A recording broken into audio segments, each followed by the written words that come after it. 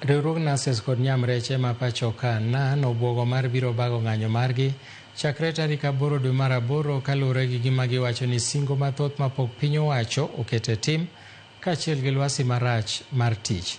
Kane giloso kod ute mag fwambo, giyango ni piny owacho osetamore kete tim ogirimiti mane gikete kokgi higa mar 2017 gi piny owachono kod riwruoge mag governors. Riwruogno wacho ni piny owacho oseremiyo Nases moko oboke mag tich kata obedo ni owinjore obed ni giseyudo. Ka bende ten counties ma pacho ka bende oserem kete tim meto mar osachgi. Has entered into a return to work agreement with both levels of government, that's the national government, the counties, which has not been honored up to date.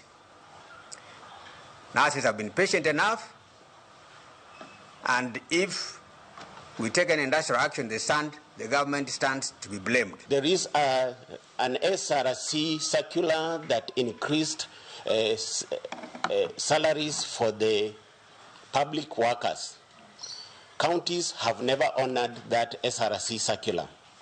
We have our UHC boys who are employed during the corona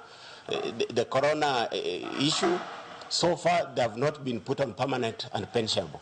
And if you look at the national government, we believe that money has been cascaded down to the counties. Wan kaka riwruok mar Nases, miluongo ni Nases Union, gi teko momiya gi General Secretary, wadi clear kawuono ni chieng' tarik 8 wadhi chako mgomo.